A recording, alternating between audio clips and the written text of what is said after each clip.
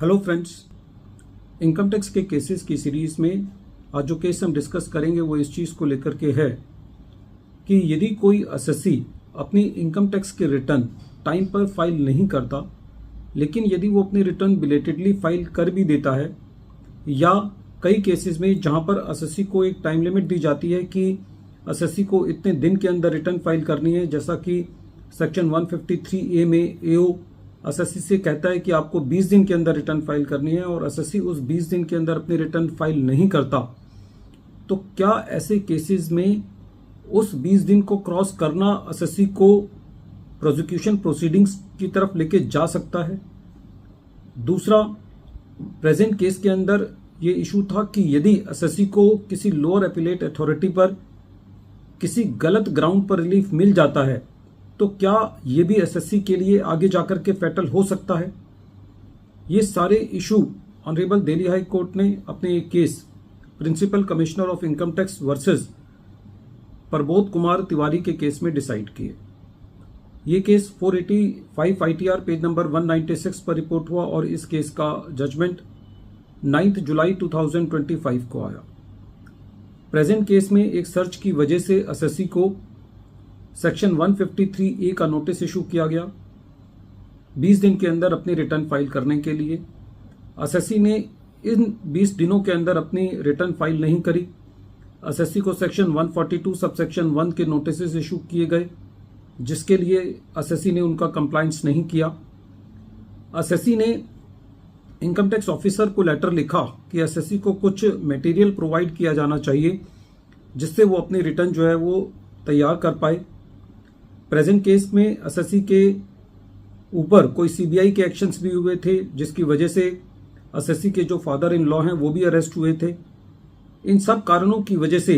SSC की जो return है वो लेट जमा हुई और एसएससी ने सेक्शन 142 सबसेक्शन 1 के नोटिस का जो कंप्लायंस नहीं किया था, असेसिंग ऑफिसर ने उसके लिए सेक्शन 271 सबसेक्शन 1 क्लॉज बी की पेनल्टी भी एसएससी के ऊपर लगाई। प्रेजेंट केस के फैक्ट्स में यह भी था कि जब एसएससी ने नोटिस का ड्यू कंप्लायंस नहीं किया तो असेसिंग ऑफिसर ने बेस्ट जजमेंट असेसमेंट की और in the mean time assessing officer ने एसएससी के ऊपर सेक्शन 276CC की प्रोसिक्यूशन प्रोसीडिंग्स भी इनिशिएट की, जो कि टाइम पर रिटर्न फाइल ना करने के लिए थी। एसएससी ने प्री मैच्योर कंपाउंडिंग एप्लीकेशन भी फाइल करी प्रोसिक्यूशन से बचने के लिए, जो कि रिजेक्ट कर दी गई। बाद में सीआईटी अपील के पास जब मैटर था तो सीआईटी अपील ने एसएससी के ऊपर जो सेक्शन 142 सबसेक्शन 1 के नोटिस का कंप्लायंस ना करने के लिए पेनल्टी लगाई गई थी, उनको डिलीट कर दिया गया सीआईटी अपील के द्वारा। और जब prosecution proceedings additional chief metropolitan magistrate के पास थी तो एडिशनल चीफ मेट्रोपॉलिटन मजिस्ट्रेट ने एसएससी को सेक्शन 276CC के में कन्विक्ट किया। जब मैटर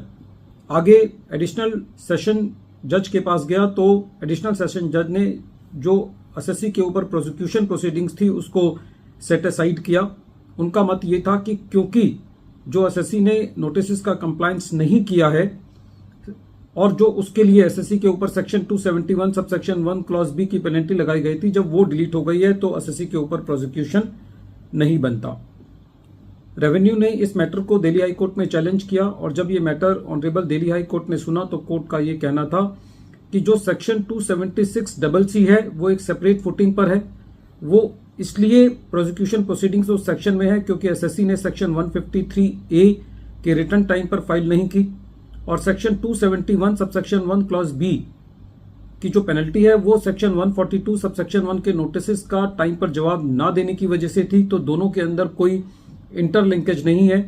तो जो एडिशनल सेशन जज ने जो एसएससी की प्रोसिक्यूशंस को सेट असाइड किया है इस बिना पर कि क्योंकि पेनल्टी प्रोसीडिंग्स ड्रॉप कर दी गई हैं,